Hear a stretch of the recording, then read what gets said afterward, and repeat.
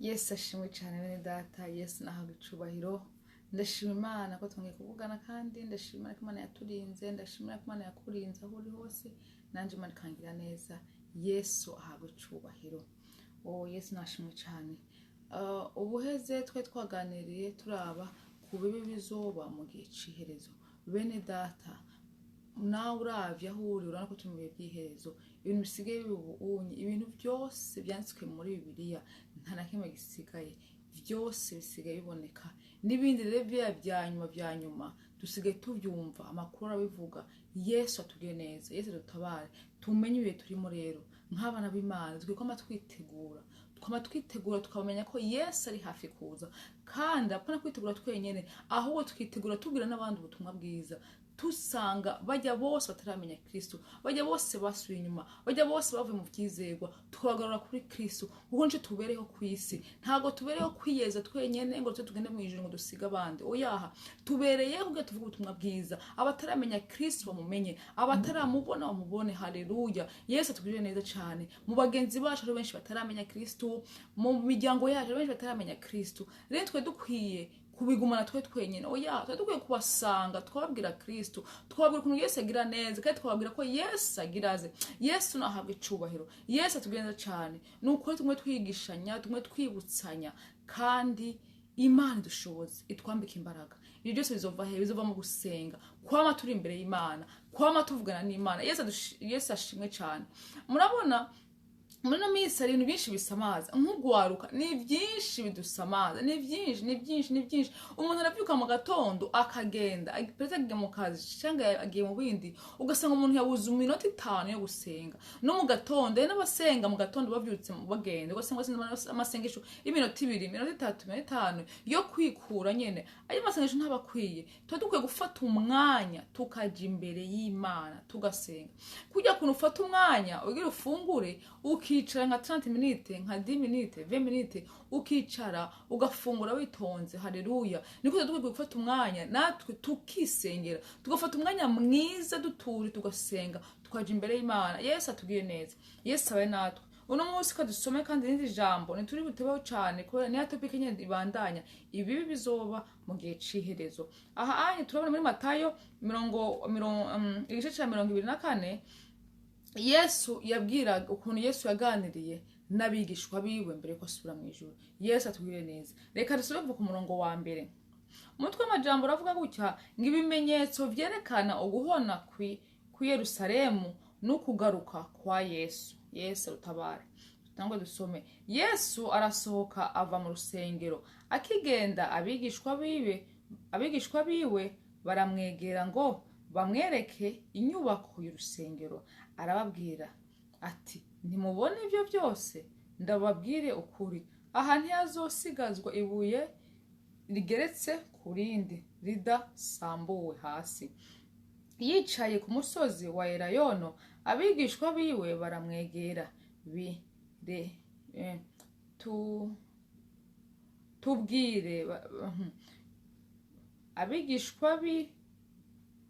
yicaye ku musozi wa Elayono, abigishwa biwe baramwegera bihereranye, baramubaza bati, tubwire ibyo bizoba ryari, kandi ikimenyetso kizoba iki cy'ukuza kwawe n'ic'umuhero w'isi? Yesu arabishura ati, mwirinde ntihagire ubazimiza, kuko benshi bazoza mu izina ryanje bati, ni jewe Kristo, kandi bazozimiza benshi. Muzokumva intambara n'impuha z'intambara. Mwirinde ntimuhagarike imitima, kuko bitazobura kubaho, ariko umuhero uzoba utaraza. Kuko ihanga rizotera irindi hanga, n'ubwami buzotera ubundi bwami. Amapfa no kunyiganyiga kw'isi bizobaho henshi, ariko ivyo byose ni itanguriro ryo kuramukwa.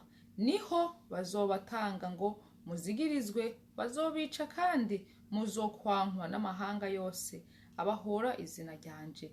Niho benshi bazobatsitaza, bazobaryarukana, bazokwankana, kandi hazokwaduka abigira abigishwa n'Imana benshi bazimize benshi, maze nk'uko ubugarariji buzogwira urukundo rwa benshi ruzotimba, ariko uwihanganye agashitsa ku iherezo niwe azokira.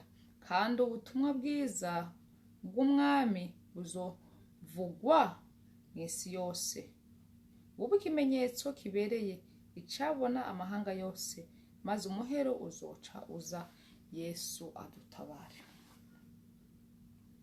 Aya ni amajambo Yesu yabwiye abigishwa biwe mbere ko asubira mu ijuru.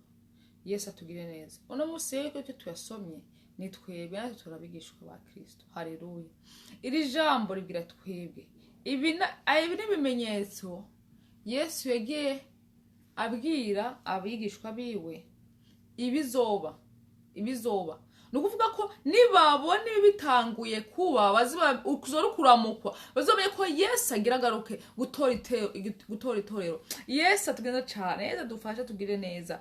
Ngira amaze kumva intambara ziri ahantu henshi, impuha z'intambara ziri henshi. Yesu arutabare. Abaza bigira ko ari bo ba Kristo, murabizi, sinzi ko mwigeze kubona amavideo amwe ariko aratembera, ujya mugabo berekana bavuga ngo niwe Kristo, yaje avuga ngo ni Kristo muri Kenya, mwana mubonye. Yesu rutabare, akambara zijya mpuzu twe tubona muri filme ya Yesu aba yambaye. Yesu rutabare cyane, yigire ko ari Kristo. Bijya byose nta nakimwe kitanditse muri Bibiliya. Yesu adutabare, urabyumva? Kandi ngo benshi dusoma umurongo 12, maze kuko ubugararije buzogwira urukundo rwa benshi rugatimba. Ubugararije nyene murabona ko abantu basigaye abagararije basigaye barabaye benshi, nta rukundo rukiba mu bantu. Yesu rutabare cyane. No mu bana b'Imana nta rukundo rukibamo. Yesu rutabare. Ni gute Yesu aza kudutwara tudakunda bene data, tutababara bene data, tudafasha bene data? Yesu rutabare cyane. Ngo urukundo rwa benshi ruzotimba, ariko uwihangana agashitsa ku iherezo niwe azokira. Yesu rutabare. Ibi byose rero ntibizobura kubaho. Amagogo azobaho, ibibazo bizobaho, byinshi bizobaho, ariko uzokwihangana wese niwe azokira. Yesu atugirira neza cyane. Yesu aduhaze kwihangana. Rero ushobora kwihangana udasenga Imana. Ikintu tuza muri twebwe n'amasengesho. Dukeneye amasengesho menshi. Nimba urusenga kabiri, ongera usenge kandi gatatu. Nimba urusenga gatatu, wongere kandi. Kuko iki ni igihe cyanyuma. Nibihe hamaze kuboneka ibimenyetso byose. Yesu rutabare cyane. Dukunde gusenga bene data, nico nagombye kubibutsa. Dukunde gusenga, twongere twegera Imana cyane. Nibwo tuzomenya aho bihe biri, nibwo tuzotungurwa. Yesu tugirene cyane. Ko ijambo ry'Imana tubwira ko bari muri Kristo nta nakimwe kizobatungura, nta kimwe kizaza nka surprise. Mbere no kuza kwa Yesu bazomenya ko mpemu yera ba muri bo, ni wazo babwira aho igihe kigeze kugira ngo biyeze. Uriya munsi w'impanda izovuga babizi. Yesu atugirira cyane. Utari mu masengesho rero, utari kumana neza, ntushobora kumenya ibyo bihe, ntushobora kumenya aho Yesu azozira neza. Yesu atugirira cyane ati ibintu ntibizobura kubaho, ariko uwihangana niwe azokira. Yero bene data, twihangane, dukure ijambo ry'Imana, tume ijambo ry'Imana, dusenge ubudasiba, nibwo tuzoshobora kunesha ibiriho. Yesu atugirire neza. Yesu aba namwe. Yesu abiteho. Yesu abishure amasengesho yanyu. Yesu ababere maso n'imiryango yanyu yose, kandi abarinde umubi, mu izina ry'Umwami wacu Yesu Kristo. Sabe twizera kandi dushima. Amen.